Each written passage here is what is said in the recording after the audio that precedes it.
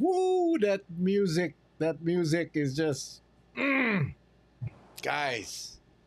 If that doesn't get your blood going, I don't know what. I was here like tired, like oh god, man, and then the music playing, like it's like, let's go.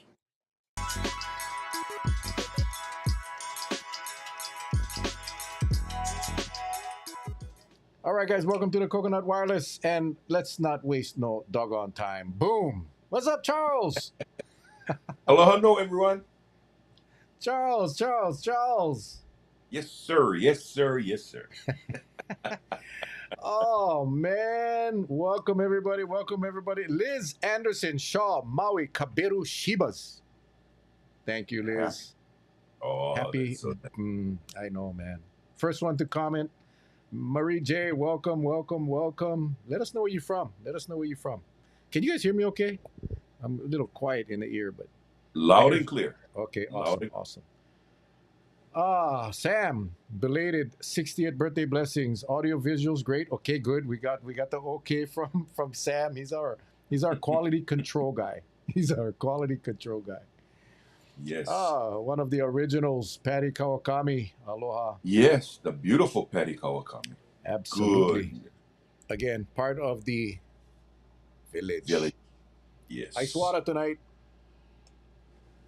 I gotta I'm tell you, drinking. Charlie, man, I was like dehydrated, man, yesterday.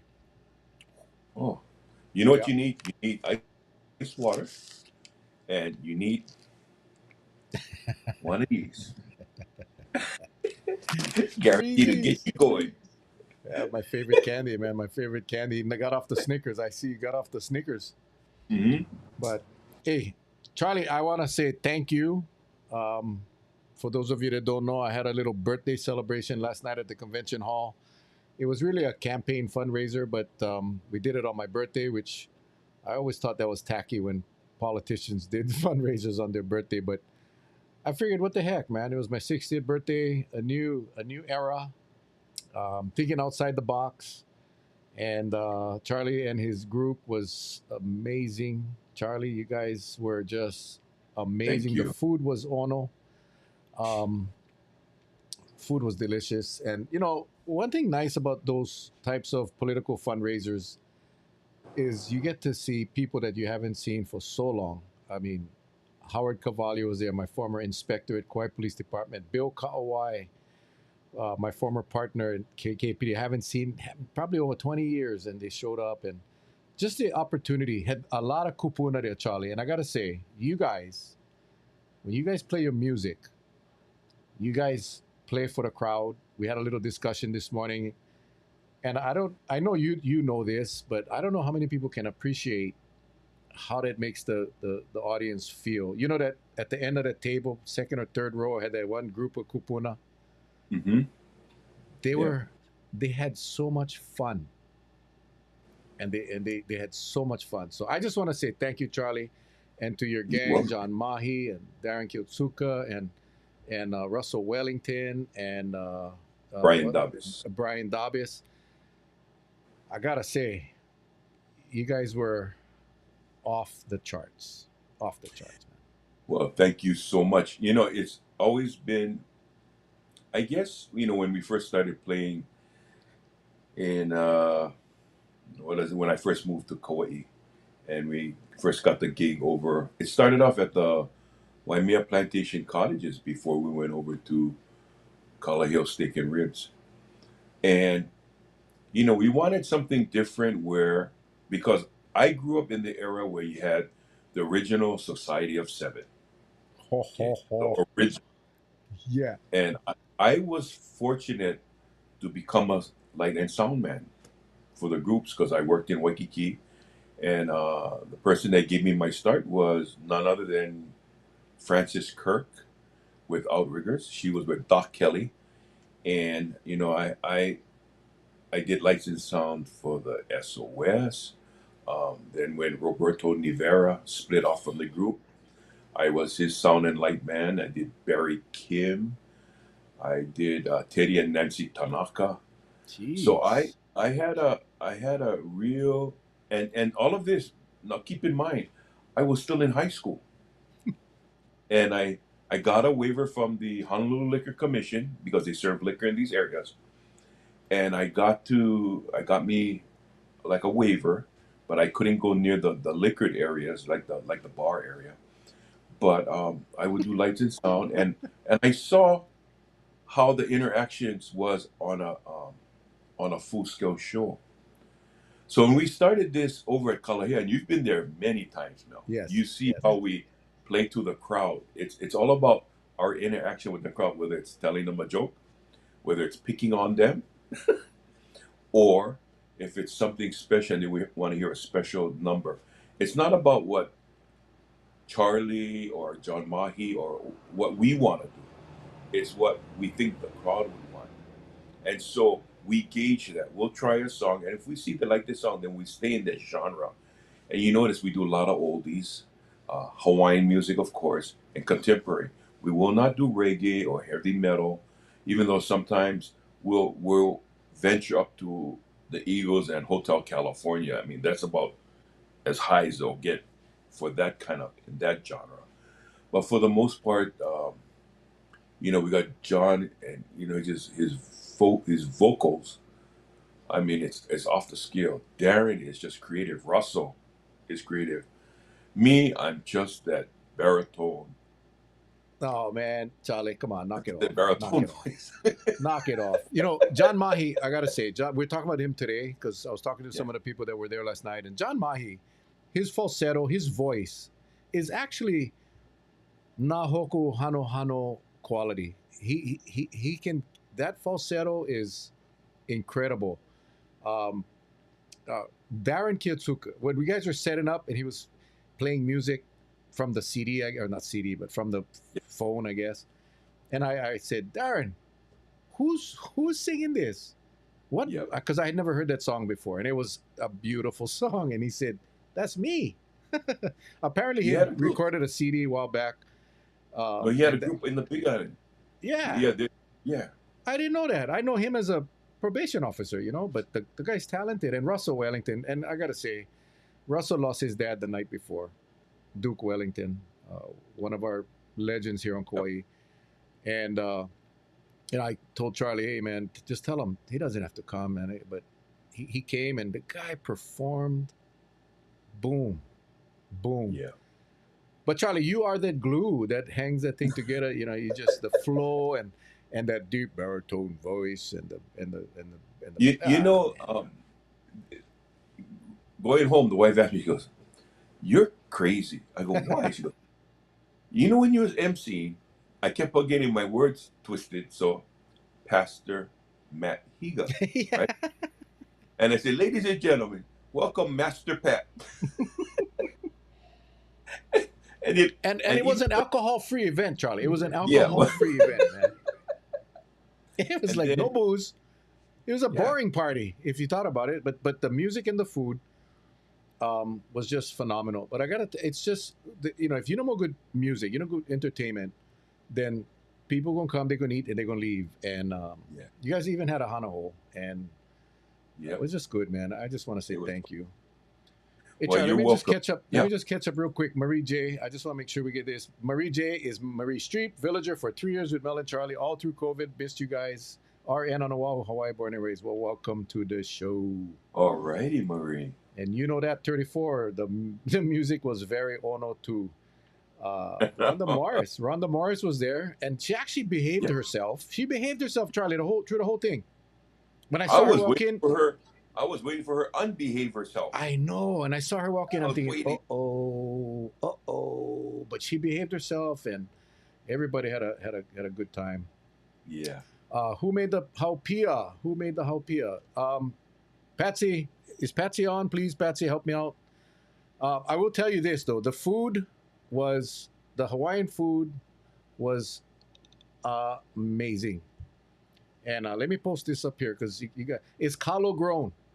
Kalo Mhm. Grown is the company name. It's a business name. Jenna Kaluna, she operates out of a food truck on Wednesdays and Fridays from 11 a.m. at the Veteran Center. But you gotta get there early because when they run out, they run out. And if you guys were there last night, or if you ever had Kalo Grown's Hawaiian plate, you know what I'm talking about. But I just want to say mahalo to them as well. Jenna and her dad Jay Murata, he runs the Suds car washes over here. He owns that. But that food and That was phenomenal. Was just phenomenal. So I want to mahalo them as well. Kalo Growing, guys, Wednesday, Fridays at the Vet Yep. Center parking lot. Go check it out from 11 a.m. Yeah, right here. Boom, boom, boom. Yep. Thumbs up. Two thumbs up. Yeah, Yeah. thumbs You up. know, That was today solid. today at the I had an opportunity to say goodbye to some friends. As you know, Kauai hosted the Hawaii State Law Enforcement Conference for the last 3 days, and today was the last day. And as I was saying goodbye to, especially the personnel from the FBI, I looked over my shoulder and there was this foursome standing in line waiting to get their tickets at Hawaiian Air, and they were sitting directly in front of Darren Kiyotsuka, uh, Japanese couple, and it looks like they're friends, and they all, I guess, they live in Honolulu, but they came up for your birthday, unless they were going to Honolulu for the weekend. But all they said was, "Hey, you that guy?" I go, "Excuse me? We saw you last night." I go, "Where?" "You were on the stage. You was on the end. You was playing that um, ukulele." I said, "No, it was a bass." But they said, "How come it's so small?" I said, "Because maybe I'm so big." Yeah, if I was holding the base, it would look like a really large base. It would look like it was a really large base. But I had a nice time, and they were very complimentary and complimenting everything. The ambiance and the nicest thing that any musician can get is the fact that they said thank you for including us. And as some people we perform on Wednesday night at Troy's, and what had happened is this couple from Honolulu said you should be at the Blue Note, and I said no, where? He says, well, do you play in any hotels? And I said, the only hard thing is the hotels want you to play a certain kind of music, and they don't want you to interact too much with the crowds, and so that's why we don't play at the hotels. And you know how we start interacting. I mean, people ask for Yeah, yeah, yeah, yeah. I mean, it's kind of like Mel Kabang almost, without the F words, yeah, but pretty yeah, similar. You don't like go to the bathroom when Charlie's there and he's on the stage. You definitely do not. Hell no. and You know that real quick. I just gonna yeah, back to these yeah, comments because I appreciate you guys commenting and feel free to comment whatever you like. If you like yeah. ask a question, go ahead. You know that is my good friend Michael Drake, and oh look who's here, Jay Murata, the father of Kalo Grown. Uh, I'm sure it was more Ono because all of the good company you guys had. Sorry, I missed it. No, Jay, I think it's the good company was because of the good food and the good music. That's what it was. Because if you get junk food and junk music, then the crowd ain't that good. So no, Jay, you raised them well, man. It's so nice. I just met her for the first time last night, and when she came and brought all the her and her husband and her crew came and delivered all the food. Again, guys, Kalo Grown, you guys got to check it out. Check it out. We try to support every single local business that we could. Everything that Yeah. we got was local, was Kauai, from the decorations to everything was Kauai grown, Kauai businesses, and that's what we wanted to do, because we try to support local as much as we can. So Hey, thanks again, Jay. Thank you. I do want to give a shout out to your compadres, uh, Kipukai, right? Yep. And the former mayor Cavallo Yep. were there, and their voices was just unbelievable. They came up on stage, they dedicated a couple numbers to you Hmm. and the group, and they sang, and it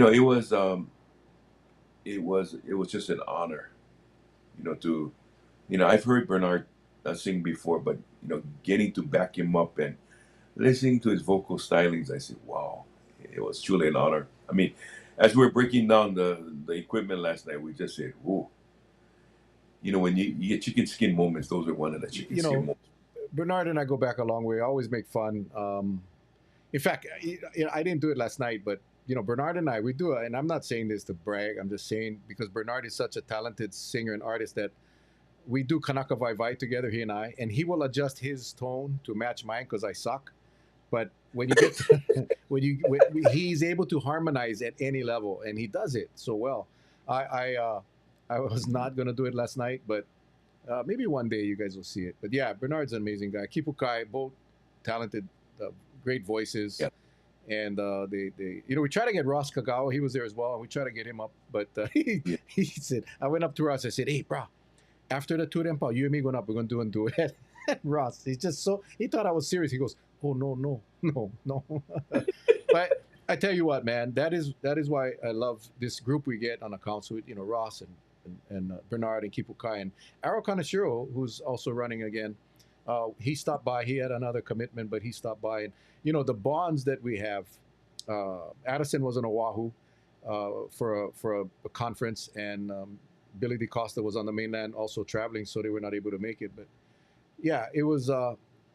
It's so fun to be with these people because they all have one thing in common is trying to take care of the people of Kauai. So when as a candidate running against those guys, is we're all in the same fight.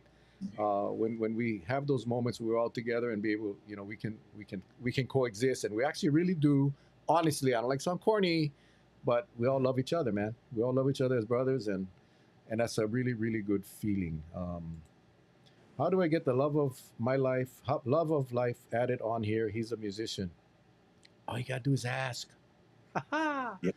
Rhonda says our council gets some talent. Well, if you say, oh no, Addison is also a musician and a singer, but after that, maybe 3 out of the 7. Uh huh. Oh, and then Patsy was gonna sing. She was gonna sing "Truly" by Lionel Richie to me, and she decided not to. I was waiting all night for that. Um, Yes, we were. We oh, were. yes, Patsy, you can do that right now. Why don't you come here in the studio and we'll hook you up, and Charlie can get his guitar and he can play Truly and you can sing. Thanks, Jay. I think that's a doggone good idea. Patsy, oh, from Larry, the Haupia was from Lavaya, the fish market in the industrial. Fabulous Hmm. food as well. Oh, So yeah. they donated the Haupia. So yeah, so that's where it is. So anyway, yeah, fun You know, times, fun times, on a on fun a on a times. separate note, I do want to send a shout out to everybody because my thing has always been safety, right? Safety conscious, and um, I think I'm gonna go back and renew my license for CPR training because I've been getting asked by many, "Hey, Uncle, can you help us get certified or recertified?" And that's one thing that I love teaching, and things have always evolved. But what I wanted to share is, sometimes we'll get caught in a situation where we'll have to do what we have to do. Many people, it is not common for someone to walk up on a person who just collapsed and basically their heart stopped, and for all intents and purposes, they're basically deceased for that period of time. And I've always said this that in my training that we really need to get people like muscle memory. You got to do it more often so you get comfortable in doing it. That's why police officers, not only because of liability, but they'll go and train every 6 months down at the range just to get a feel, know how their equipment is handling, know that if they make that final decision to pull that trigger, that they're setting something downrange that it's meant to hit its target. Because once you let it go, you can't call it back. And so is with a CPR training. Another training I went through, and I want to thank the good people over at TSA. They sponsored a 2-day class. The first day was active shooting. The second day, we talked about a new trend that's happening in the mainland, and it's called unmanned drones. Because people are getting access to drones, even off the shelf type. And I didn't know that some drones are banned from certain areas because of a little chip in it that when it comes up to a geofencing, like around the airports, it knocks off. And then there's some that doesn't. And if because now we're having the capability of having sensors in Hawaii to keep track of these drones, and to take a look, and you can see it on YouTube, but take a look at some of the damage. It doesn't have to be big, but some of the damage, in fact, it can actually take down a plane if it gets caught in the engine. Those kind of things. So I think that we, as loving paradise, we still have to be responsible enough to train ourselves, get back into it. Because when we talked about active shooting, right? I asked the question of the instructors. Unless we teach these people, and Mel, you know this. You're a police officer. You've been confronted with hostile situation. The average person doesn't. And so, how do you react when you hear a shot? A lot of people's tendency is that when they hear one gunshot, I mean, and I'm guilty of it too. We nail it. We look see where the gunshot coming from, and that's not what you want to do in a No. situation like that. You want to go the opposite way. But Yeah. that's where the training comes in. That's where we need to, if you can take a class, it's free. If you see anything online that they're giving an active shooter class, or if you can go online and take some of the online courses, which is free, given by, FEMA and all those different agencies online. Ladies and gentlemen out there, please do so. And take a half an hour out of your time to review the videos, and especially on YouTube, start a collection, start a library, get your family in there, but start learning. Because, and the reason why I'm saying this is because before going to the class on the second day, you hear about the incident that happened in Waianae, Nanakuli, right? Guy goes on his tractor. He has some kind of toxic chemicals in barrels. Neighbor dispute. He goes in to the neighbor's party, people running all over, and he starts picking people off. And then on top of that, the owner of that house had to defend the rest of the people that were there. And to me, he took the recourse that was dealt to him, and that is he got his weapon and he neutralized the gunman. The sad thing is he got arrested, but luckily he didn't get charged. He got released. And that's something that those in higher authority is going to have to determine whether it's justifiable or not. Nonetheless, it could have been a lot worse. And so when I see these things, I feel that I I can't sit back and not say anything. I want everybody to, you know, jump on the bandwagon. And even if you start with a very small learning session, okay, just remember, run, hide, and fight. Teach yourself, if you got something that's bad, you run. Look at a bull, right? Bullfights. The bull doesn't shoot a gun, but a lot of people run because they know what a bull can do, right? You got to think the same way. What can a gunshot do to you? Hide. Best thing to do is take cover. But when you're running and you're going to bring your friend out, if your friend doesn't want to go, your friend can actually hold you back and can cause you to be a victim as well. If that person doesn't want to go, you have to make the decision and let them go, and you keep on going. So that's my 10-minute public service announcement. The safety briefing. The safety That's it. briefing. Yeah. Yeah. That West Side case on Oahu. A lot of people talking about that, and Hawaii doesn't have that stand your ground or whatever the heck it's called protection like Right. other states where if you can defend yourself. The fact that you get arrested, I mean, the arrest doesn't go away. That'll be on your record forever. You'll never be charged, but it's not a good thing to have on your record, murder, Yeah. um, regardless if you never got charged. It is very clear to me, Charlie, and I'm sure you too, that he did what he needed to do to save Yeah. lives, including his own. Hmm. His gun was registered. The suspect's gun wasn't. I don't know what the hell caused that guy to do that, but it's obviously a really bad situation. And I think the fact that he went and got his firearm and, as you called it, neutralized the threat, Hmm. he saved lives. I don't think that guy would have stopped at the 3 or 4 or 5 that he actually shot, right? So, yeah, Yeah. it's just stuff that you don't really expect here in Hawaii. And I just saw the news tonight as I was getting ready for the show.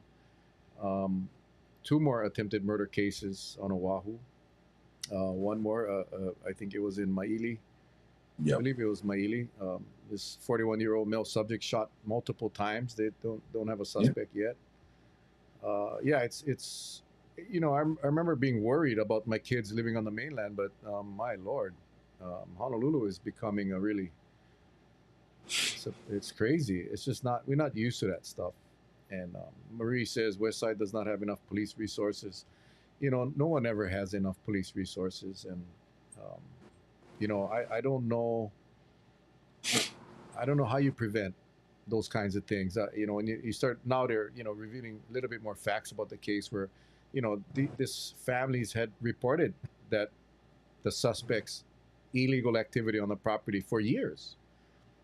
In fact, remember during the pandemic, I don't know Hmm. if you remember this, Charlie. Remember Hawaii Kapu busters they were trailing that person because he was having all of those rager concerts on in the Right. Silver Dome. They call it the Silver Dome, and they were being reported, and it's an unpermitted structure, it's an unpermitted activities, and the planning department basically said we're short staffed, we really couldn't do anything. We sent them a notice, a cease and desist.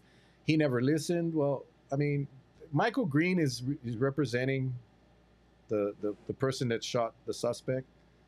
I can see numerous lawsuits coming out of this case from the families of the victims. So it's just a bad situation all the way Yep. around, all the way Yep. around. And that's why it's so critical for government agencies, to respond to these complaints and take action on these complaints to prevent this types of things from happening.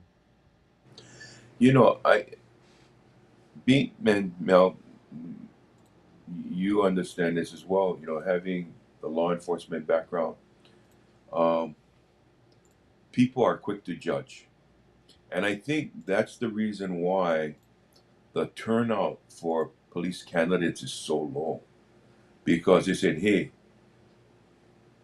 this is the salary. Okay, it's a living, it's comfortable, but yet you have all these attachments, you have all these tags that come along with the job." And I will share with all of you one thing that I went through personally, and I was involved in a shooting, and just during the investigatory period where I had to go through the investigation itself. I was married before my late wife suffered a heart attack because of the pressure, especially when I had to announce that the vehicle that was involved that was trying to kill me, uh, when it fled, it hit two other vehicles. And unfortunately, the victims of those crashes uh, ended up being paralyzed from the neck down. And so, what that caused was personal damages coming up against me personally. And I tell you, it was not a fun thing being on the stand every day for about a week and a half and not knowing your future, what's going to happen. But luckily, I survived the wave, and thanks to the shooting reconstruction experts from the Honolulu Police Department that recreated the scene based on the trajectory, angle, which way the vehicle was coming, and all of that.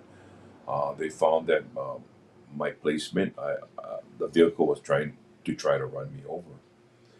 And that's why even now when there's these high-speed police chases, I mean, if the department has a helicopter, let the helicopter do the job. But sometimes adrenaline flows hard, and I've been there as a rookie, and you're like a pit bull. You don't want to let go. But in this day and age, the tailing officers just have to leave it up to the eye in the sky. They have a better advantage up there, and just wait for that vehicle to come to a stop someplace before you apprehend the suspect. So I just wanted to share that because some people, you're right. There's not enough resources, but we can't. The police department is not like the draft where you draft people in there and they have no choice. You will serve 5 years on the police department. It doesn't work that way, and it's very very hard to get people to sign up nowadays. Well, That's it's a tough job to begin with. It is just a tough job to begin with, and Charlie, it was a lot easier when we were there. Um, hmm I mean, the job yeah. hasn't changed that much, but the public perception of police officers, the public perception of police activities, that has changed. And I want to share this one thing with you. We had a my captain was this gentleman, and God rest his soul. He passed away some years ago. His name was Milton Lai, true Hawaiian. Almost, almost 40 years in a police department. And I remember, just sitting down with him lunchtime, and he would always tell me, Charlie, I've never ever pulled my gun in all my years. And I looked at him, and he said, the only time I pull out my weapon is during an inspection, where we have to raise our weapons, of course, unload it, and show it to the commanding officer. But he said, other than that, and at the time when my incident happened, m- my insides just sunk, and I said, man, I wish I could have been like him. Because if I didn't pull my weapon, but then I'd be dead. But if I didn't pull my weapon, wow, I'd probably go into that part of my life that said, but he was one of those that had real good verbal talents that could talk down a lot of people. And I think that's what and that's what we try to use at the airports now, with our law enforcement at airports, is that you've got so much travelers coming in and out. Patience is short. Everybody is on a short fuse. And every day I come into work and I say, please, guys, just use your verbal skills if you can, not to swear at them, not to yell at them, but just calm, keep people calm as much as possible. Yeah. Verbal judo. Remember verbal judo? Yeah, Hi, hi. we all I remember seeing that on the curriculum when I was in the academy. It was like verbal judo. What Right. the heck is that, man? But anyway, yeah, it's really the art of being able to talk down. When you were a cop on Kauai, you had 8 guys across the island. When you work on the North Shore, you all alone, and the verbal skills come in really really handy. Yeah, Yep. it's crazy. Um, but the population is different too now, Charlie. Remember back then? I mean, there was a lot more respect for police officers than we see today. Yep. I'm just reading some of the comments. Sorry, I just gotta. My God, I'll just put this one up here, Susan. In my honest opinion, whoever becomes a police officer knows what he or she is up against. They have to rely on their training and common sense and create rapport. Yeah, absolutely. The Exactly. thing is, though, I think, and in many cases, not so much now because I think, everything that happens in police work is on social media or it's on the news, unlike Right. 30 years ago. So, I think 30 years ago, I can say for myself, you when you join the academy, you go in somewhat blind. You really don't know what to expect. And then, then reality sets in. The first night you got to take your police car out all by yourself. But today, Yeah. I think today it's a little more. I think the dangers are much more known today than it was 30 years ago. I will share with you, when I first got in the police department in the 80s, right? 80s was like what? It was right. The 80s was right after the 70s and Hmm. before the 90s. Yeah. It was When what year you got in, Charlie? 87, 86, 87. So when I first started, we ran like almost 5 miles a day, the PT. Hmm. And I remember telling my good friend, Dean Ricard, he served as the deputy police chief for Maui before he retired. I think it was last year when the new chief took over. And so I remember running with him and I said, "Bruh, I'm tired." And he goes, "Me too." And I said, "Bruh, they're going to give us police cars, right? We don't need to run after people. We can chase them with the cars." And here's a guy that played, I believe he was supposed to go play for Dallas Cowboys. He was, and he said, "Bruh, this is PT." I says, "Well, his body ain't ready for PT." Yeah, yeah, it's crazy. It's so crazy.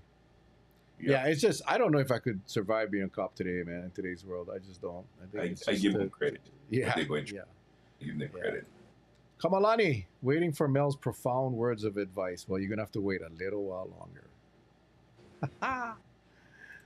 We have way too many guns, too few safety checks, and too few mental health resources. Lots of rage out there these days, and COVID didn't help anything. I gotta say, Yeah. Hawaii.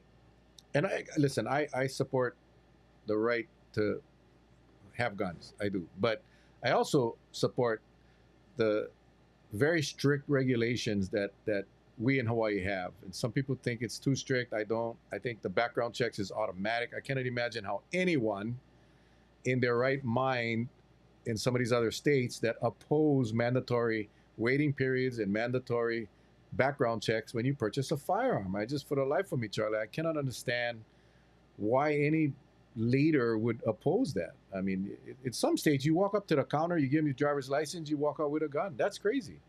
That is just not right. So, I think I think we got to make sure that if someone wants to get a gun, that they get vetted, that they don't have any types of mental issues. But I think Dana, your comment about not enough mental health resources, I think that is a problem Hmm. in so many areas of our lives today. It's I mean a lot of the homeless situation, nothing to do with guns, just the amount of homeless in our streets here in Kauai. As you can see, Charlie, you're starting to see more and more populate because they're being kicked out of all of these bush areas, and now they're much more visible. And you know this, Charlie, because you were at the airport. There's so many pockets of homeless communities around this island, and no one sees them. But now they're starting to come out. But a vast majority of them are suffering from mental illness, and there is nothing for them. And that is the big issue right now. And we don't have anything for them. And that's where I think we really gotta. Let me see. Hold on here. Facebook acting up, pauses the video, so going to YouTube a bit delayed. Susan, I didn't say the right to carry. I said the right to own. Yeah, I think the right to carry is a different. It's a whole different topic. I think that's a whole different discussion. But as far as the ability to protect your house and your home and your family, I definitely support that. You don't need an assault rifle for that. You don't need a AR-15 for that. You don't need a AK-47 for that. Um, but we definitely need more checks and okay, we need more checks and balances and fees for vehicles. Okay, that was a different topic. Hold on here. What happened to the governor's plan for homelessness? Good question. They have a new homeless coordinator in the state. Hmm. I don't know. I have absolutely no idea, and we got to wait and see. If anybody knows, feel free to You put them know, in the comments. one thing that we do have, and this only pertains to Kauai. We do have a very large population around the airport, and you can't see them, but they're more down Ahukini. They were towards the pier area, and uh, our security force um, was advised by Department of Transportation that we had to move them out. So we did it very respectfully. We gave them time. All, but the sad thing about it is that encampment that we went into as we started to clear the rubbish and all of that is it's a lot of them do have vices and they still have mental problems like you said, Mel. And just to see syringes on the ground and stuff like that, it was like, I mean, what can you do, right? And the workers that came up from Honolulu, I just told them, hey guys, be careful. I guess I'm preaching to the choir. You guys do this kind of work, this cleanup work. But for me, I was just like, I knew I had a hint.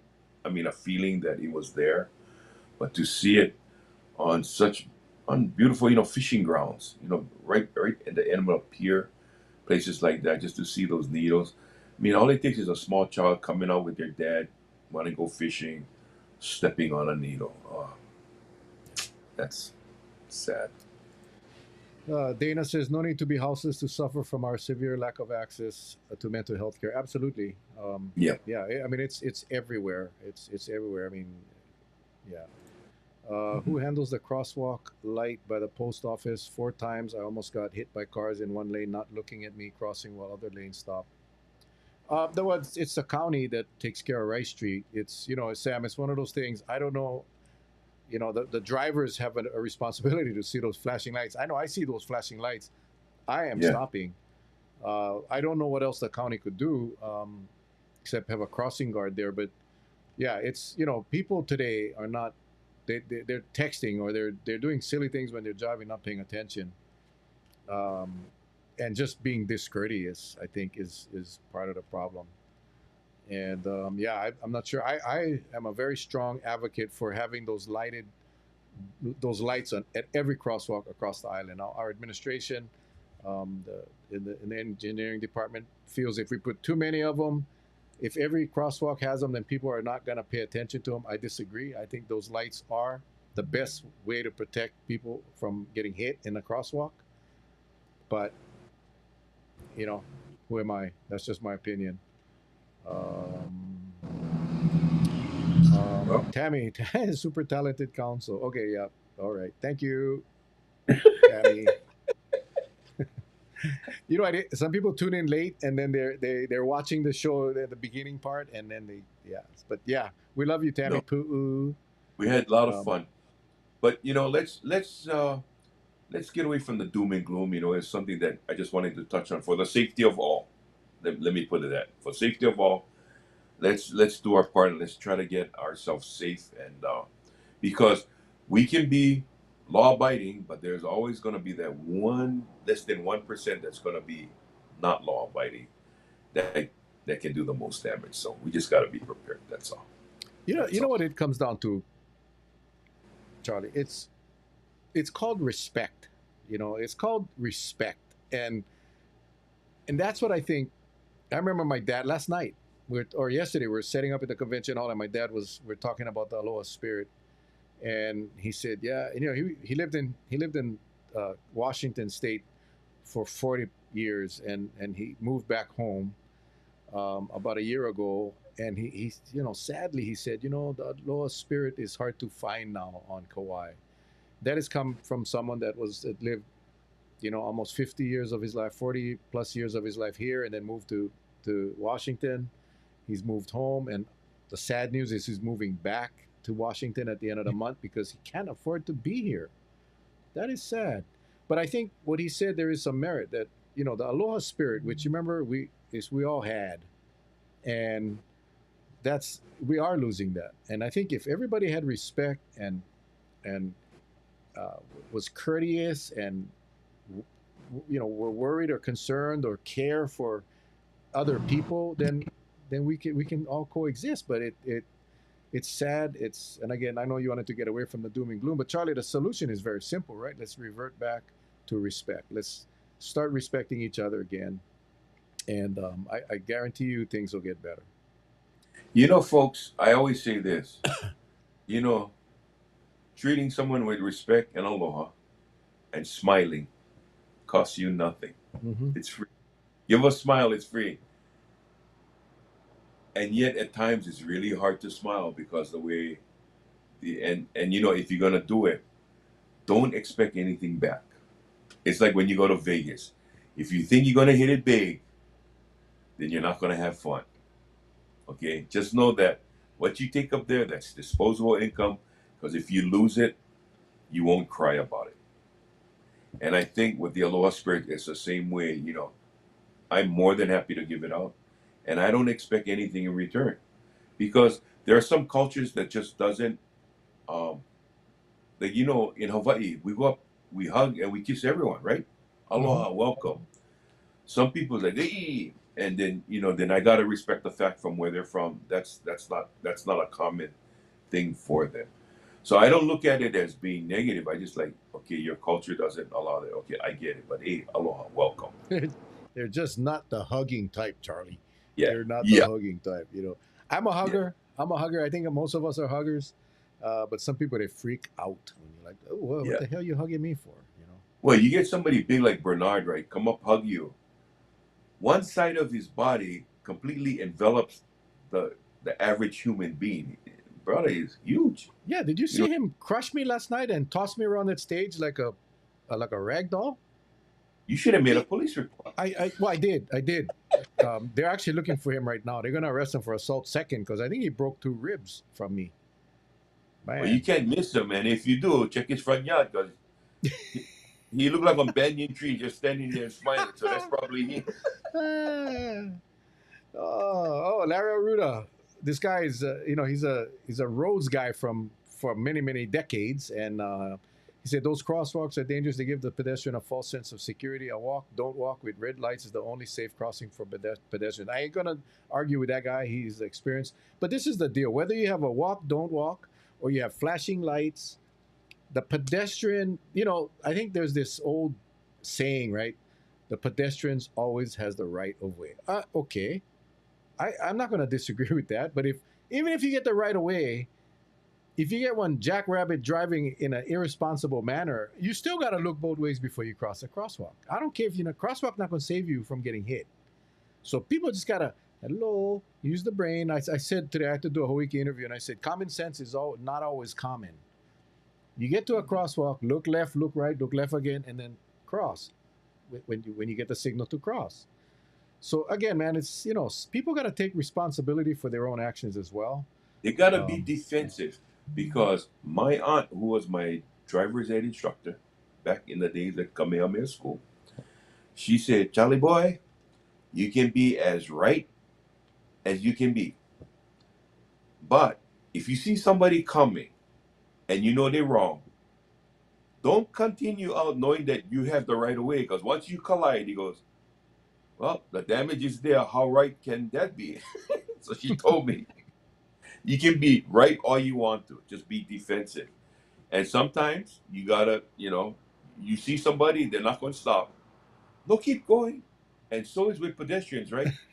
You get the light telling you for walk. Is it that now you don't have peripheral vision? You're just going to walk across the street and your own car barreling down, and you know not going to stop in time. No, and for crying out loud, some of these pedestrians, is it really important to use your phone in one crosswalk? Why you never use it when you was off the crosswalk? Why gotta be inside the crosswalk? Bunch of knuckleheads. Woo. yeah, got gotta be responsible for your actions. Larry says respect, consideration, and courtesy are absent from today's aloha. Yeah. Yes, yes, yes. Too much trauma these days. That's why no hug. I know we should be hugging more. Yeah, yellow flashing light does not mean stop. Yeah, well, it does for a lot of people, man. Unfortunately, Tammy, pedestrians just turn and run across the road pisses me off. Try at least look. Yeah, right on. People are not paying attention and are on the cell phones. Absolutely, Jay. I mean, it's crazy. Sorry, I'm gonna run through these comments because I like you guys all be part of the show. Here in Hilo, if you're in the crosswalk, you better run.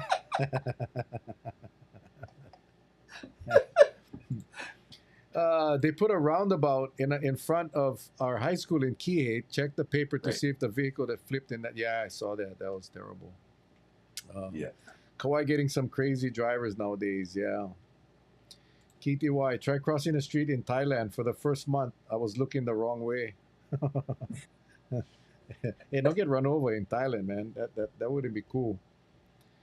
Many interpreted yellow as go faster. Good point. They could have gone with red. Yeah. Again, it's like everybody got to take some sort of responsibility for their own actions. And I think that's where, I don't know. Like for me, I could be at the green light in my vehicle. I still going to look left. It's just a habit. Look right, look left, and then I go. It is. It's just what I do because I don't like getting into an accident. I don't.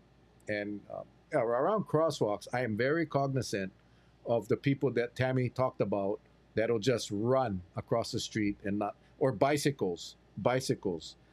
They come and I just saw one today. I was coming up Rice Street and he was coming down Rice Street and then he just cut across the street.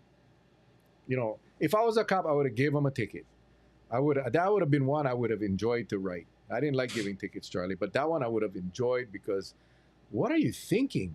You think you're gonna beat the car? You just anyway. Again, we got to be defensive drivers and we got to be responsible. That's the bottom line. Well, That's the look, bottom just you said it. You hit the nail on the head. Look right, look left, be extra careful, and then proceed. Right. line. Correct. But if you're at the airport, you need to look right, left, and up because times planes will fall out of the sky. You just don't want to be under one of them, that a flying aircraft. So at the Yeah. airport, do me a favor. You crossing, look up sometime. It helps.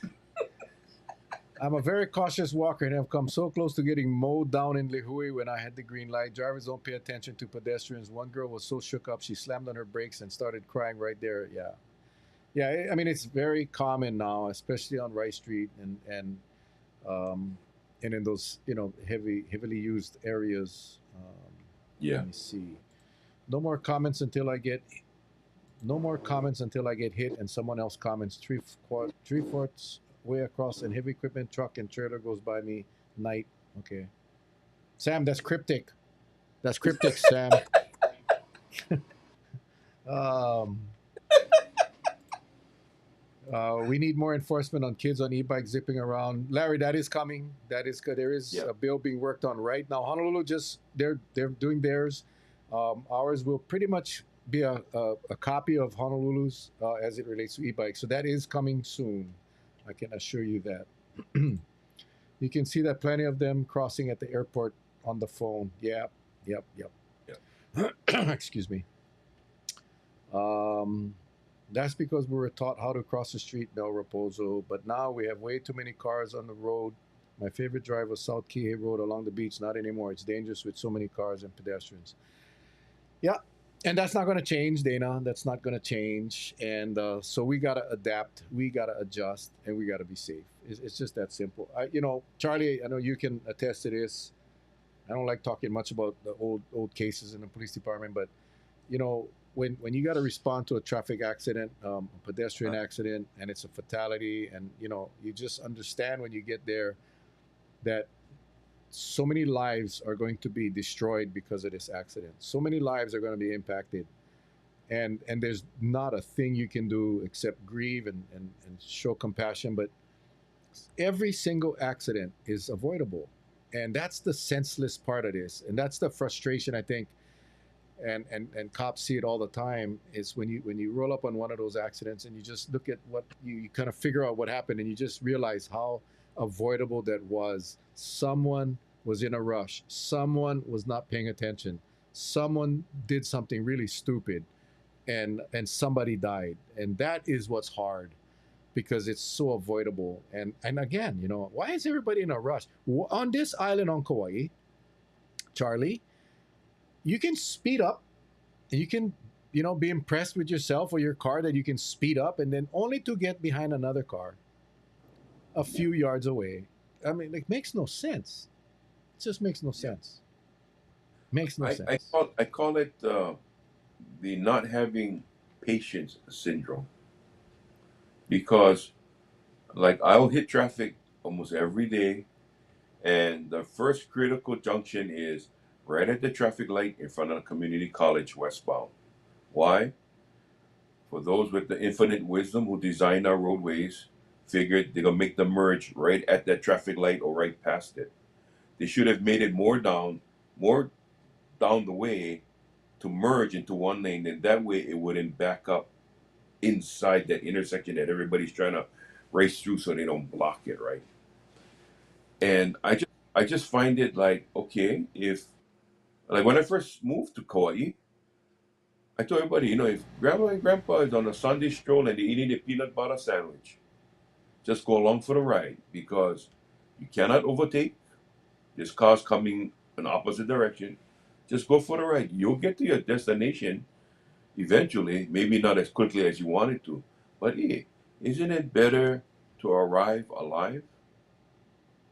Yeah. That's the question I pose to everybody, Yeah. The studies are very clear that you could, if you go 10 miles an hour faster and your minutes, you gain a few minutes. It's just not worth it. It's not worth it.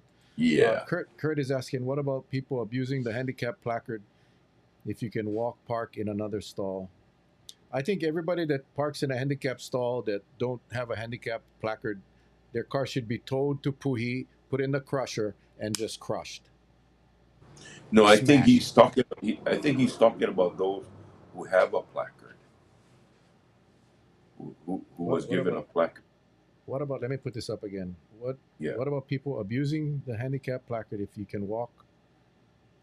Oh, I see what you're saying. Okay, got it. Thank you, Charlie. That's why you're here, bro. That's why you're here. Charlie No, is because my AI. Charlie is my Chat GPT. well, I'll do a disclaimer right now. I have one because of you remember that horrific open heart surgery that I had that nearly took me, and the doctors felt, and I mean, I feel better, but I'm not, and that was years ago, and I can't say that, and I'm not gonna lie. Sometimes I get winded, but it's one of those things. If I don't need it, and if somebody else needs it more than me, then I'll park regularly. That's not a problem. But I think he's talking about those. You see, if you do have a handicap placard, just know this: you also got to carry that blue card that identifies you. And two, your doctor has to write into the state because now they don't give the placards at DMV anymore. It doesn't work that way. They'll be mailed to you. Yeah, I first of all, okay, how what the hell, Mel? I don't know what that is, but maybe you can explain. It rhymes though. What the hell, Mel? I like that. I like that. Laurel, you read my mind. I was just gonna say, Charlie, you never know what Yeah, one is suffering from, and exactly. just because they can walk, it doesn't mean they can do Yeah. it very far. So yeah, I mean, I can tell you that there's some disabilities out there. I give you an example. MS, for example, MS. People with MS, they get episodes, and now they may not. They could have an episode at any time. People they have different disabilities that validate or justify those placards. But Hmm. anyone that is abusing that, I definitely I don't support that. I don't. I had a homeless guy in a wheelchair pop out from in between the yellow traffic poles separating lanes right in front of me last week. I was defensive driving, but my view was completely obstructed. I could have lived. Yeah, exactly, man. I mean, that's why I said defensive driving is a skill. It's a skill that we all got to develop, and we Hmm. gotta practice it. Like Charlie said in the opening in his little safety briefing, right? We gotta practice to be good. So we should be practicing defensive driving at all times. It's that Um, muscle memory retention, right? yes, You yes. you develop it. Yeah, you Crush develop. Carrillo, Crush Car. Oh yeah, Crush Car. Yeah, absolutely, man. If you taking a handicap stall and you don't have that placard and you just being a jackass, crush the car. I think I don't have a handicap placard, but I my mom did, and it used to frustrate me when I would take her to the store and pull up to the and a handicap stall was taken by someone without the placard, and I think, come on, man, come on, why would you do that? Um, just, I mean, in the stalls and nothing wrong with them. Again, Kurt, if they're Yeah. abusing it, then yeah, there's a special place in hell for them. But we don't know what the disability is, and but yeah, I think we all agree that abusing that handicap placards should be punishable by crushing your car. You know what is very unique, and I find it. I don't find it everywhere, but I see some vehicles that get on handicap placard, but they get one of those big monster trucks that you need a step ladder for get up. So I like to know what injury you got to get that placard, but still allows you to climb up the side of a big tire and into the truck. I look at it and go, okay, maybe they suffer from maybe high heights or something. Maybe I don't know. Ed McDowell, for the most part, I see 99% of drivers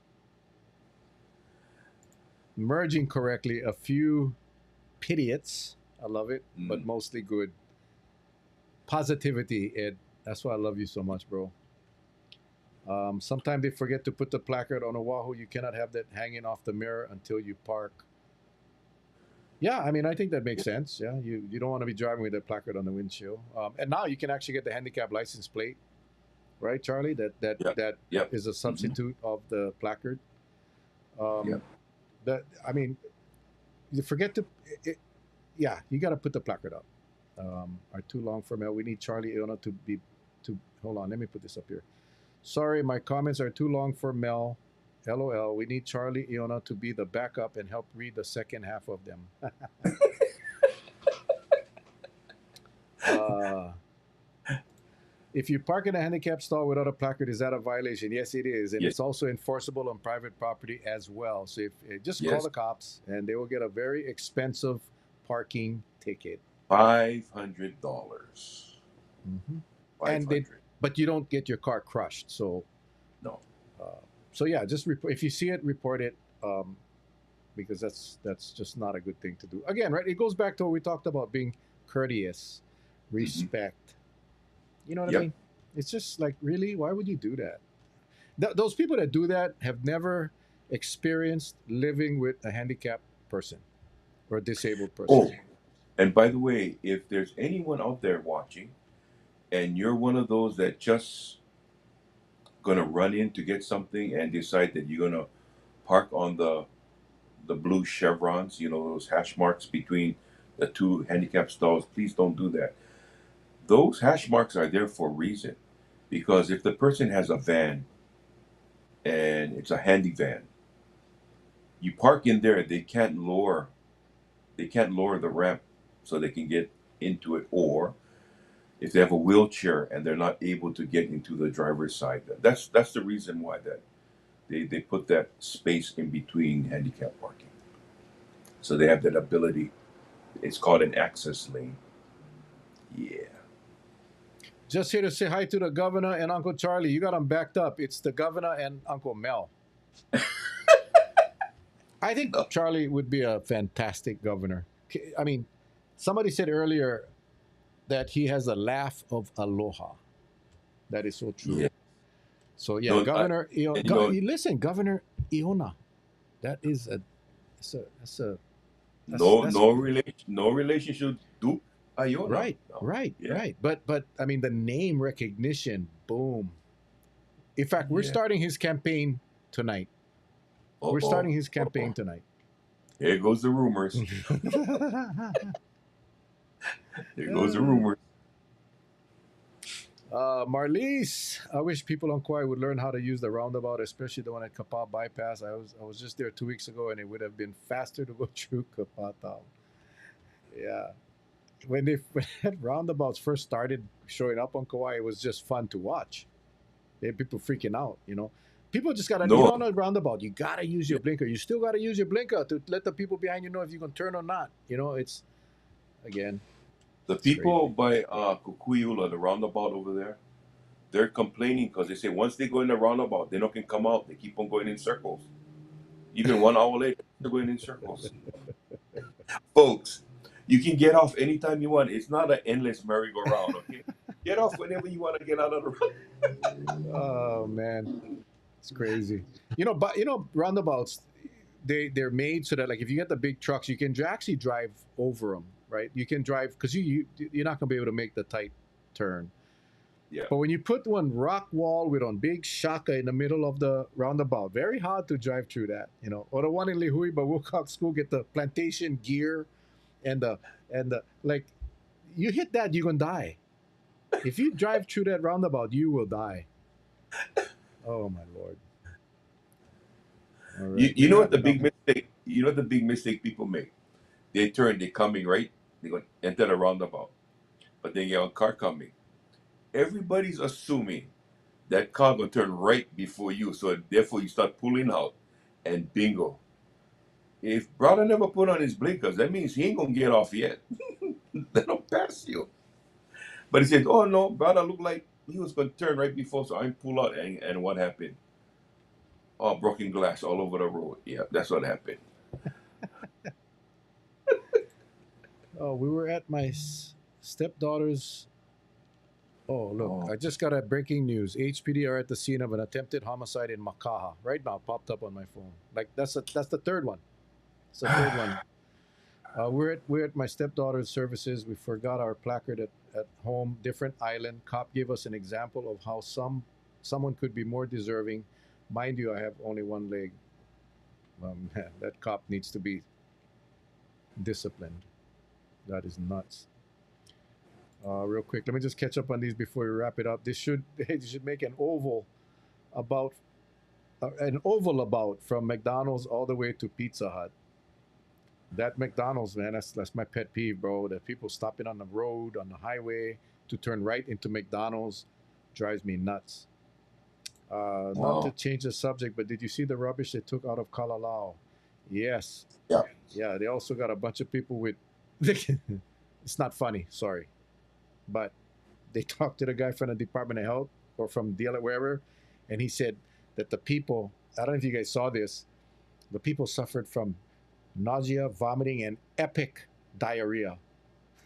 Epic.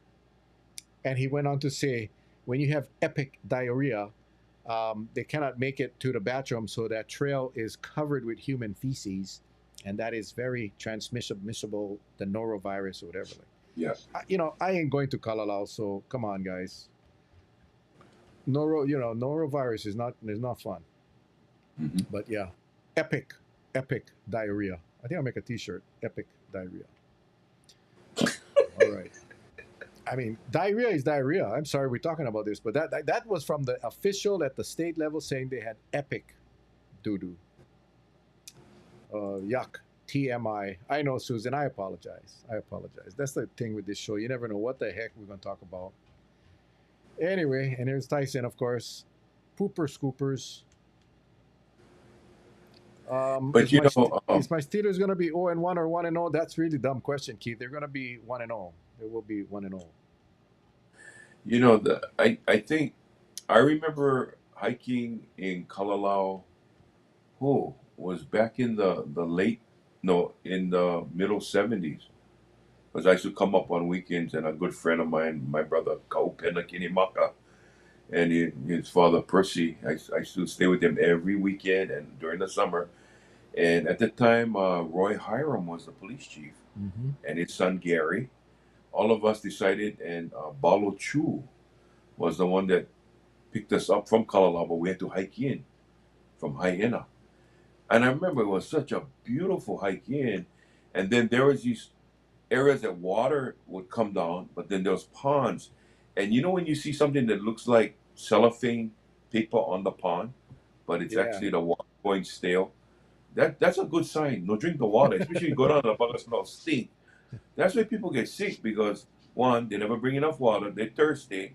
They see water. They think they're in the Mojave Desert. They're gonna drink as much as they can, and they drinking water. They get B-52s floating around inside there. That's why you see. Oh, B-52s. that's, Ah, that's why that's why you cannot do that kind of stuff. yeah. But back then it was beautiful. It was really beautiful. The beaches were pristine. We got to stay in a cave overnight. And because of the way the waves washed up, it created this natural dune that protect you from the at night. I saw my first Hawaiian bat out there at the time. And I told myself one day I will make Kauai my home. And when I graduated from high school, I told everybody I'm moving to Kauai. Little did I know, I went to Maui, and a few years later, I became a policeman over there. So when I told everybody I'm coming to Kauai, they go, "Yeah, you BS. You told us that one time. We're not gonna fall for it." But here I am. Here I am. I'm loving it, folks. For those Kauaians, thank you for accepting me and my family because I'm gonna spend my last years when that time comes here on Kauai. I'm never gonna go. My grandkids always ask me, "Papa, you moving back to Oahu?" I go, "Yeah, for buying Manapua. That's about it. But other than that, I come." Well, we're happy you made the journey, Charlie. We're happy you made the Oh, journey thank to Kauai. And we shared the story in one of the shows we did that you weren't here. I talked about how we met. I know we did talk about that, but you. Yeah, yeah, we met in a really interesting way. But that was a long time ago, man. That was what, yeah, 92, yeah. 1992, and yeah, that's what I love about this place. The friendships you make, the relationships, and Well, Charlie when I is first awesome. met you, my brother, in '92, you were a very quiet and angry individual. I Not remember, I remember Troy coming and talking and had you, had Nelson Waimau, and had Wes Cowie. All three of you guys was like peoples, and my job was to come in there and talk to you three guys. I said, you're not a group of three I can talk to because these three don't look like they gonna like talk. all right. Don't let's not. Share the Yeah. secrets. Now I'm. I was quiet and angry. Now I'm just loud and angry. No, just kidding, man. It was rough times. It was that hurricane really it impacted a lot of people in different ways, and Right. yeah, it's. I've It was. recovered though. I've recovered. I am. I am. I am all good now. And I love you, man. You know, those are good memories, and you can look back and we can laugh about it because hey, look where we were and look where we are now. yeah, It only gets better. It only gets better. it does, man. Now that I'm It only gets 60 years better. old, a new era. Yeah, yeah, double, double, It gets double. better. Yeah, people say, Mel, you don't look a day over 60. They lie. I look at my hands all white and just all wrinkled up already. But the body, look at this. Look at this. I don't know if I even should post this. I'm not going to post it, Tyson. Sorry. We did not meet at Rockzau or FEMNU. Sorry, No. Tyson. And you know exactly, the story. Look at Tammy. Old age helps to mellow out a bit. Yeah, that is true, Tammy. That is true. I think if Charlie had met me today after a hurricane, it would have been a lot different. But yeah, back then I was young, man. I was really young. I was really young, and Well, you guys' office back then. When I met you guys, yeah, it was like yeah, a bunker. The yeah, windows are high, and everything on the bottom area was really dark. And I remember telling my, Rick Sword, I said, Rick, that's doom and gloom in there, man. You gotta do something. Maybe put in some happy faces. Maybe, maybe that could change the tempo. You know what I mean? The mood. So it was. yeah. No, I mean, and we appreciated what we had.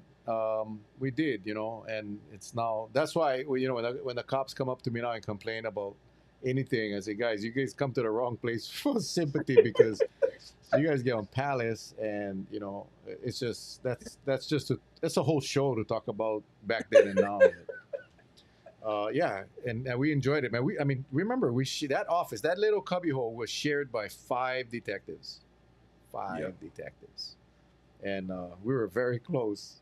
Like me and my desk mate next door was probably maybe 3 feet apart. And he was a big Hawaiian dude, so every time he was his arm extended, he would hit me. I mean, it's pathetic, but it was all right.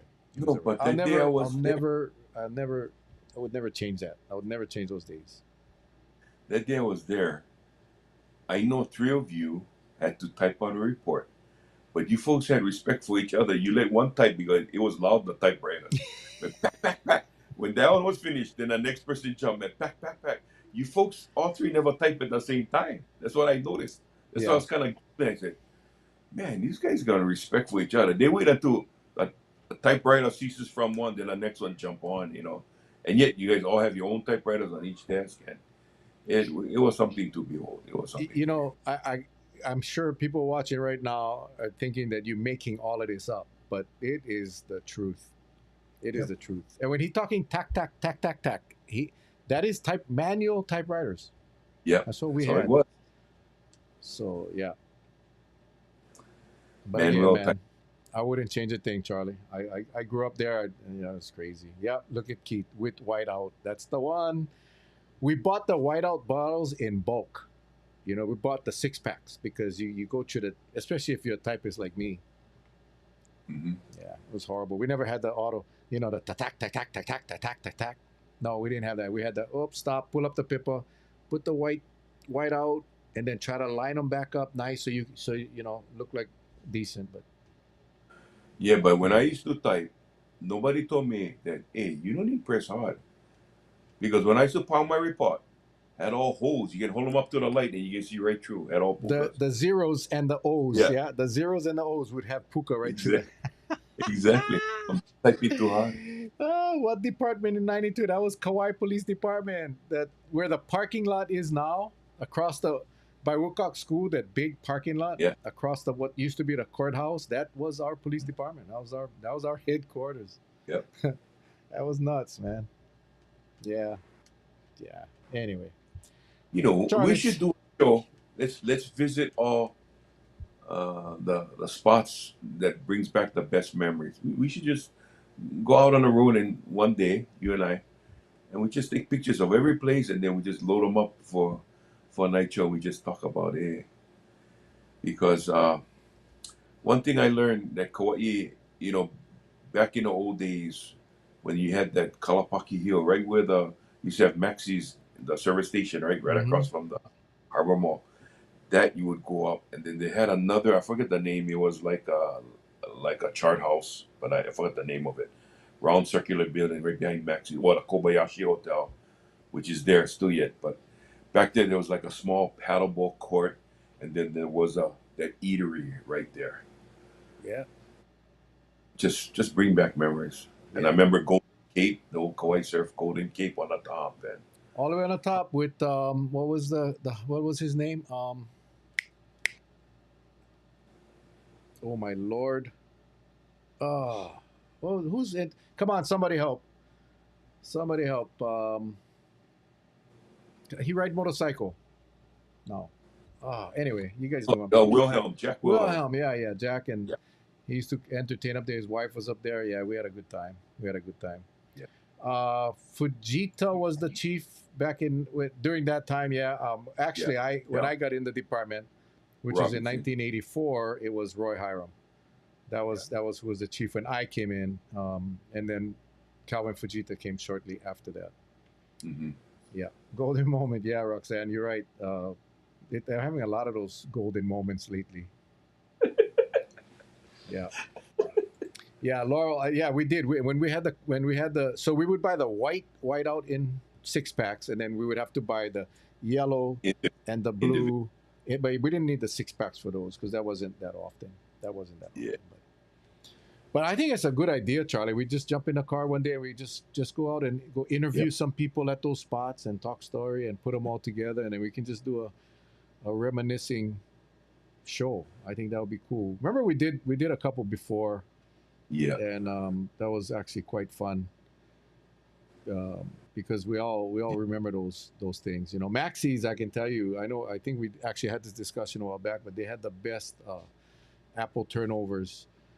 We would go Kalapaki Beach. You know, we would cut out of school and then we would hang out at the beach, and we had to stay at the beach until school pow because Maxi wouldn't sell you apple turnover during school hours. So we had to, unfortunately, we had to just stay at the beach, and then at 2 o'clock back then. Remember when school we used to have a full day of school, or 2:40 or whatever it was. We would get out of the beach and head over to Maxi's and get the apple turnover, and that was so good, so good, so good. Them were the days. Them were the days. In Yeah. fact, where the county building is now, downstairs at that Okazuya, right? The Oh, the bottom round floor. building. Yeah, yeah, Yeah. yeah, yeah. Yeah, there was my grandma had this beauty shop called Gonny's, Gonys. She was at my grandma's hair every Saturday. My grandma would go get her hair done. My grandma never did work a day in her life. She never drove, and but she did her hair every Saturday morning at 9 o'clock. Hmm. And yeah, we would have to go with her, right? Because Portuguese, they were so overprotective. They wouldn't let the kids stay home alone, and we would go there and and we would ride the elevator all day while she was getting her hair done. We would ride the elevator up and down, up and down, up and down. It was the only elevator on the island except for the hotels, and we couldn't go to the hotels. So yeah, it was Oh, so funny. Yeah, it was crazy. It's crazy. and Yeah, I, JJ's Barley was down there. yeah, Had a lot of that was in fact that was the shopping center before. Remember? right, right. So I look forward to flying up.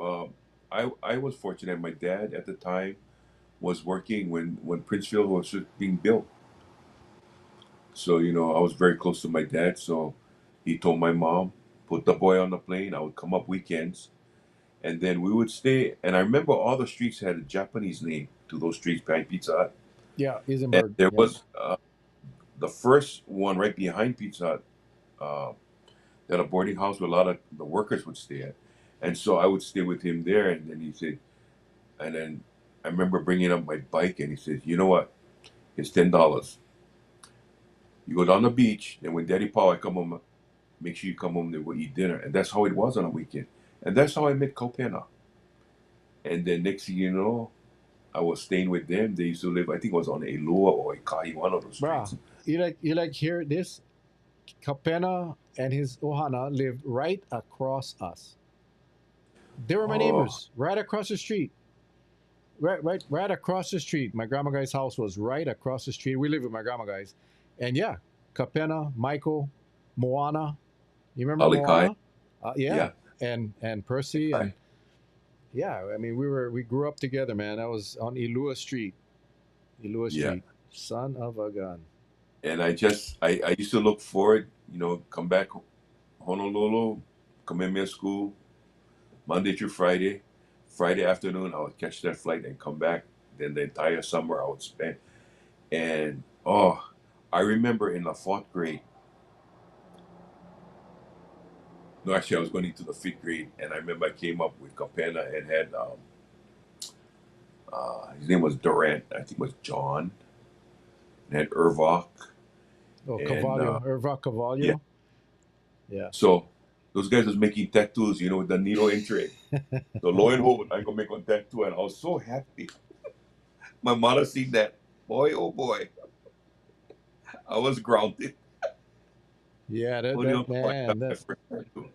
Yeah, damn, I didn't realize you had spent that time on Kauai when you were young. yeah, Yeah, awesome. yeah. Well, we So, definitely will do. I think somebody suggested we call it the memory lane night. We'll do it. We will do it, uh, Charlie. We will just hang out and go just visit. Man, we just go visit in some of these old spots. I used to hang out with too is Shorty. I forget his. He play music now, but he was I think one UPS driver. Shorty, Yeah, don't know him. I'll Don't I'll, know. I'll get the name for anyway. But I see him once in a while playing music for the that open market they have down at Kukui Grove. I see him Is he playing like? Is music. he like short? He's very short. Yeah. Oh, okay. Okay. Okay. So Just checking, man. and I'll come up Oh, here spend some. Takata. Look at this. That's why I love Yeah. this village. That's why I love the village. There you go. Yeah. That's Shorty, Hey, and by the way, oh, go ahead. I'm sorry. he was the one that says, "Hey, I know somebody Club Jenny. We go in." I said, "Bro, we only kids. No can go inside there." No, no, get dancing. I said, "Shorty, we don't can go inside there. We'll get caught. We don't look old enough." He goes, "No, no, I'm gonna take you on special way." I go, "Shorty, that ain't happening. I don't like getting in trouble." Yeah, and Club Mama Jenny's. Oi, Mama Oi would be right at the front, man. She would, and you could not get past. I don't care what, man. You just couldn't get past. That's some, that's memories in itself. Yeah, Club Man, Jenny's. yeah.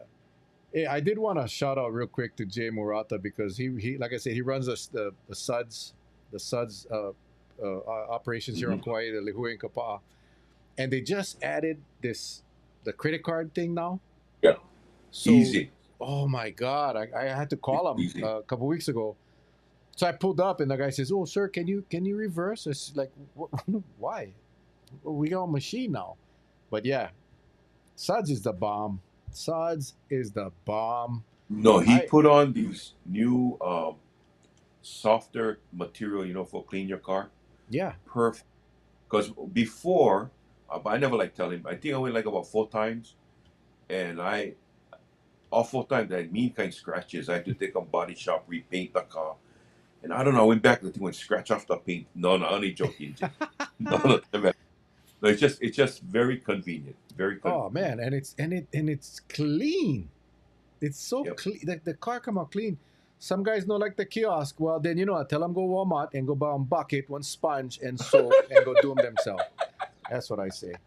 I love it, Yeah. bro. I love it. It's convenient. I think that's the best thing that you guys did. And sometimes you like wash your car and oh my God, what you're cashing how many people carry cash nowadays? Or, you're going to do on credit card, whatever. This is the No, bomb. but this screen, okay.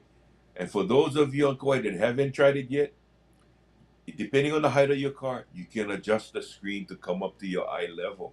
That's the good thing about that kiosk. Yeah, that's for Shorty. When Shorty go wash his car. No, I love that. I love that. I love that kiosk. No, It's good. it's amazing. It's just amazing, and yeah, good stuff. That's and they have a rewards program now. So Mm, you don't need punch cards. No more punch cards anymore. So you register your car the first time you get there with the new system, and you put in your information on your license plate and all of this, and then the thing tracks your usage, and you get your rewards that way. So yeah. unbelievable, unbelievable. So yeah, And check then them out. you can also leave tips for the crew there because they do a fantastic job. You can leave any kind of denomination. Like if you hit two, like for $2, you want to leave a $2 tip. You look at your credit card bill, it's $20. So it's perfectly fine. It works well. No, What a I'm troublemaker. only kidding you. I'm only kidding you. Awesome, man. Yeah, they do a good Yeah. job. They do a good job. They do a good job.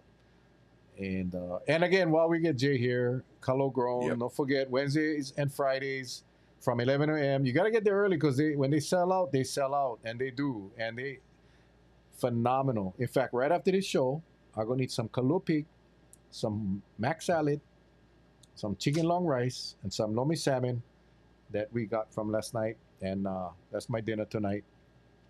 So I'm actually really hungry, really really hungry. But look, hang on. If you guys think I'm lying, where's that comment? I just saw it pop up on the screen, but it's not. Here we go. If you think I'm lying, Tammy knows the truth. Carlo Grown is, in all caps, amazing. Yeah, we love it. Patsy makes it a habit to buy from the vet center parking lot, and and and for Patsy, it's 2 meals.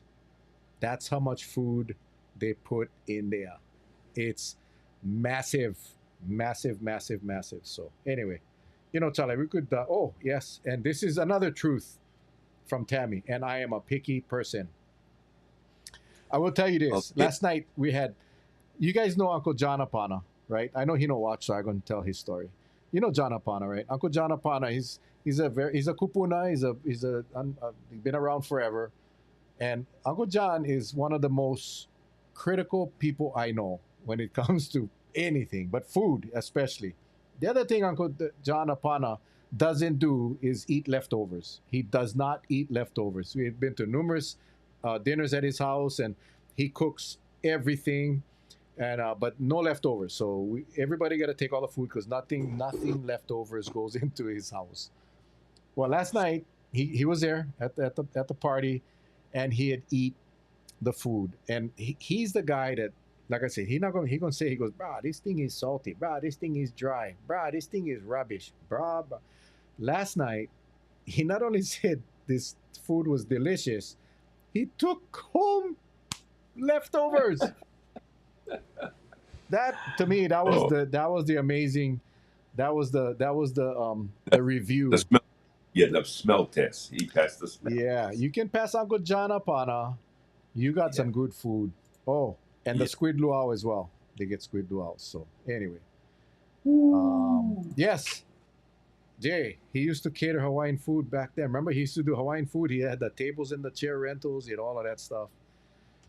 So yeah, he was one of the highest, the best compliments we got last night was from him. So tell Jenna, good job. We will definitely use her again whenever we do parties or events. So anyway, Charlie, it is like 8:30. I can talk with you all Wow. night long, but we're going to talk story offline about the memory lane trip. We'll go visit some spots Yeah. here in Kauai. Some of what we talked about tonight, and yeah, we'll check it out. Okay. Any Well, closing I any closing comments, my friend? yeah. Number one, I love you, man, and again, happy birthday. Uh, it it was truly, thank you for giving me and the guys the opportunity to play for you and because a lot of your guests that you had there last night never heard of us, never heard us play before. And they got to just take a little glimpse into our world and who we are. And I can't thank you enough. And to our viewers out there, Dana, Patty, and the rest of you, and those who are going to come on after to review this show tonight on YouTube. I personally want to thank you all. Coming back after COVID, uh, there were a lot of tough times in between, but we got the village back. I miss uh, my niece Melissa, but she's doing okay in uh, Whidbey Island, wherever that place is. Whidbey Island in Washington State. Yeah, and Ezra is getting used to his new school. A lot of the girls find him cute, and she said, "No, no girls for now. Let him just get his sports and his schoolwork done." But I just wanted to say to all of you, thank you for joining us week after week again, and we promise you, we'll keep you informed if there's anything, uh, and nothing, gang, nothing is too big or too small that we can't talk about. The only thing we ask is we'll get whatever information we can for you. If you can use it, perfect. And if you can't, throw it on the side and let us go find something else that maybe might satisfy you for the time being. But until then, thank you for accepting me and letting me come and talk story. And to my brother Mel, like I said, I love you, brother.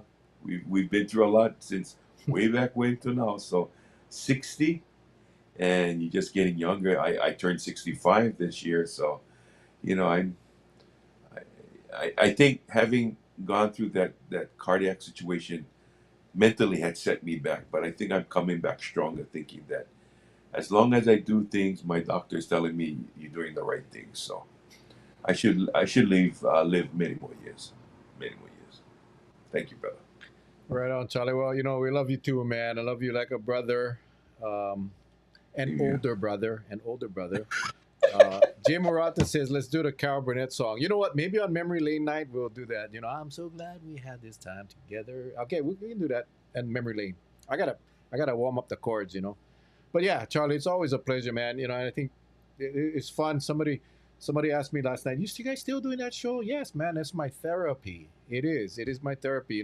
Charlie, you know this. I share a lot of the ups and downs in my life with Charlie over the years, and he's been a great shoulder to lean on. But yeah, this is my therapy when I get to see all of these names come up, and we see you guys week in and week out, and we just that whole relationship that we built with the village over the last 4 years now. Geez, it's been a while.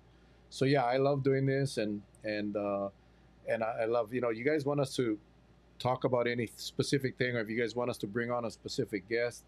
I know Charlie and I are looking to bring on some guests. I was thinking today I really want to bring on Mayor Bisson and maybe one of the council members to share with us a story about how they're getting through the fire, and just talk story with them. So yeah, if there's anything you guys want to really us to investigate, let us know, because I think as Well, Cynthia says, the village lives. We got to rebuild the village. Also, again, I got to put this up because I don't know when this will happen, but we are broadcasting live on YouTube, but at some point Facebook is going to kick us out, and we're going to be completely on YouTube and only on YouTube and possibly LinkedIn. So please go to youtube.com/Mel Raposo, and that's my YouTube channel. Get all of our videos on that page. All of the videos from day one, from 4 years ago. Almost 800 videos is on that page, and it's fun to go down memory lane. If you talk about memory lane and you want to just scroll through all the videos and see the guests that you may have missed or you want to watch again, it's interesting if you go back to the early beginnings and just watch how we have evolved. But it's cool. It's so cool. So yeah, go check it out. Don't forget though, and you got to subscribe so when we go live, or when we do the announcement that we're going to go live, you get the notification. So you hit the bell. Let me yeah. You just hit the subscribe, hit the like button. That helps, and then the little bell icon so you get notified whenever a video goes live. So with that, folks, thank you so much. We love you guys. We appreciate you guys. And also for all of you that sent the happy birthdays and the love and aloha that we got all day, it's still coming in today, and I gotta go and respond to as many as I can. I appreciate you guys. You cannot imagine how much that means to me, and Patsy's just amazing. She basically single-handedly planned that event, took care of everything, and by the way, our anniversary is on the 9th, on Monday, our 35th anniversary. So maybe she maybe she'll sing to me truly on Monday. So anyway, with that, folks, I'm gonna let you guys go. I know. Yes, Tammy, I liked the card. I did like the card. I should actually go get them and show it. I'll do it next time. Love you guys. Tammy, you're awesome. You are, always have been. Love you and love all of you guys. So anyway, until next week, next time, ahui ho. We love you guys. Take care. God bless. And God we are bless. where? Wait, hang on. Where's my thing? Where's my thing? There it is.